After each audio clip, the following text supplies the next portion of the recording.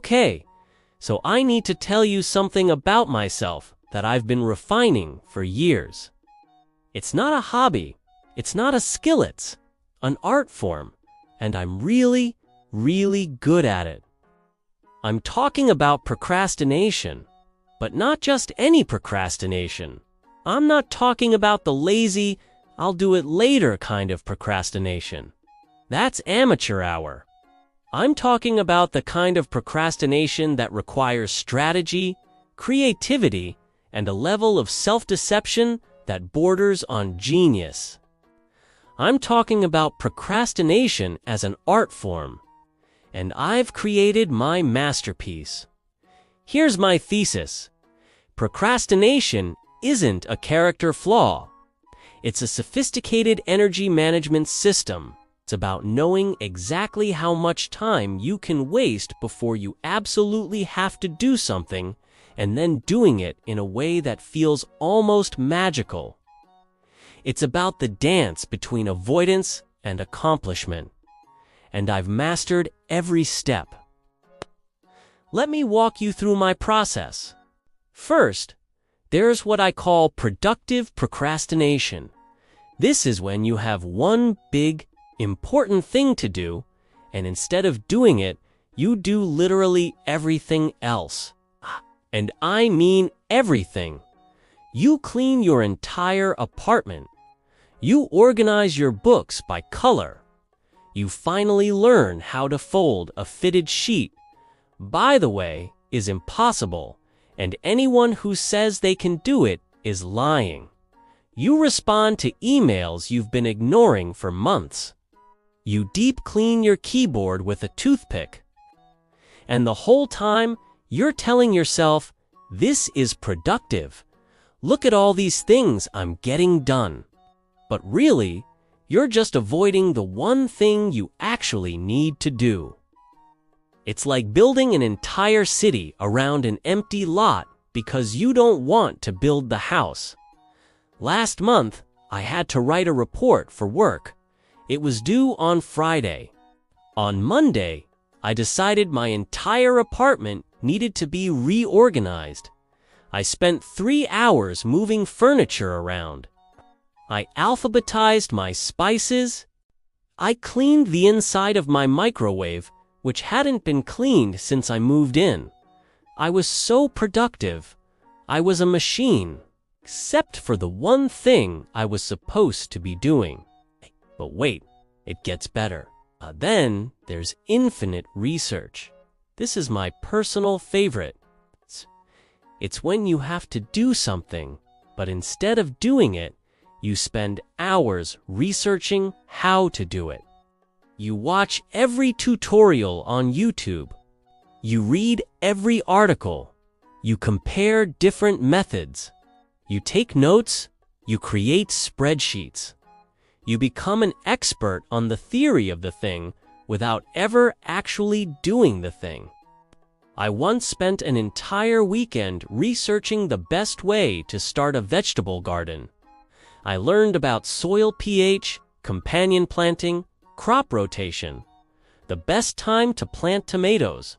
I watched videos, read blogs, joined online forums. I was basically a horticulturist by Sunday night.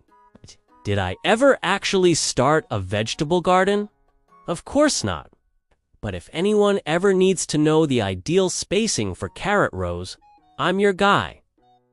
The beauty of infinite research is that it feels like progress. You're learning, you're preparing, you're being thorough. But really, you're just creating a buffer between yourself and the actual task. It's like studying for a test you never have to take. But hold on, because this is where it gets really good. Then there's what I call artificial creative crisis. This is advanced level procrastination. This is when you're so good at avoiding something that you start creating new problems to justify not doing it. You're like, I can't work on this project because I need a better desk chair. Or I can't write this paper until I find the perfect pen.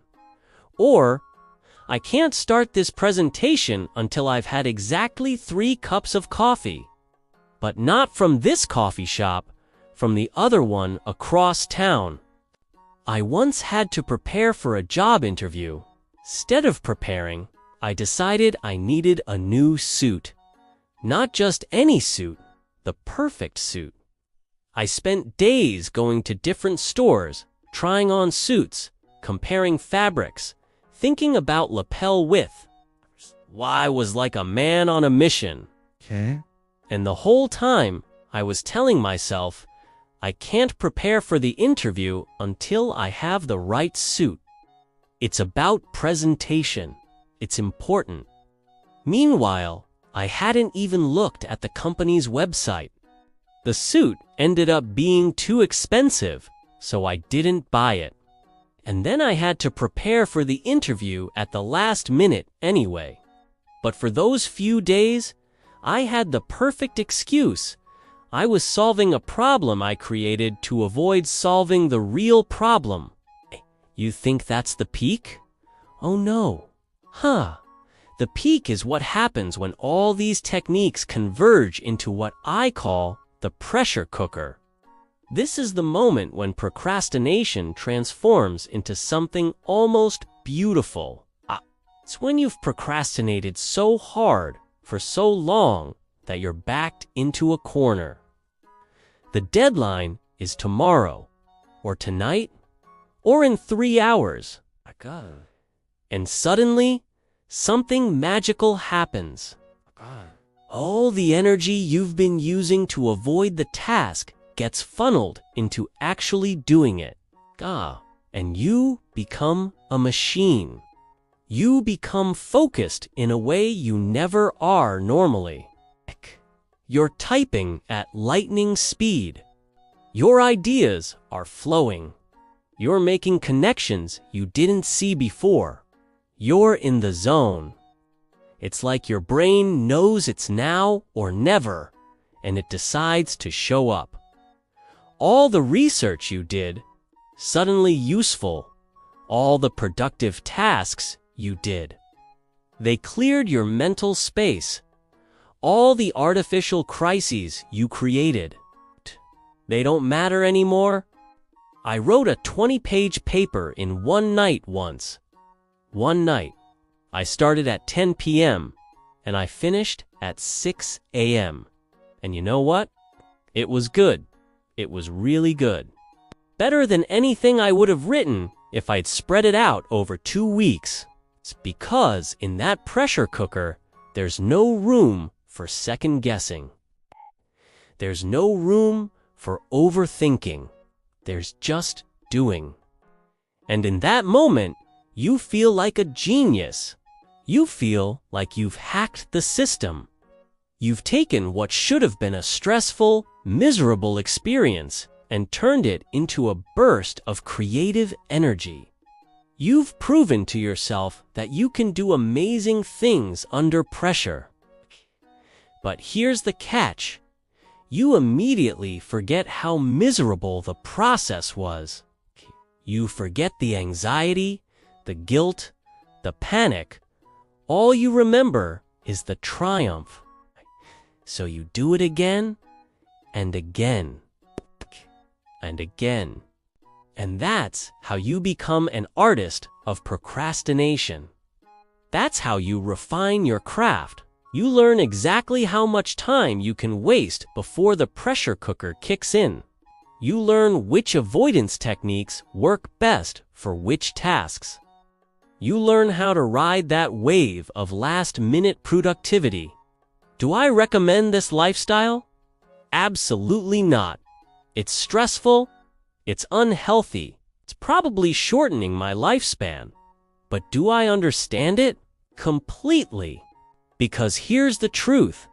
Procrastination isn't about laziness. It's about fear. Fear of failure. Fear of not being good enough.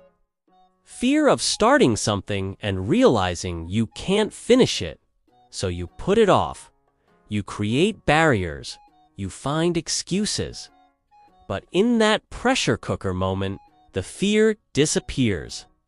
Because there's no time for fear, there's only time for action. And in that action, you find out what you're capable of. So, am I going to stop procrastinating? Probably not. I've spent too long perfecting this art form, but at least now I understand it. At least now I can look at my elaborate avoidance strategies and laugh at myself.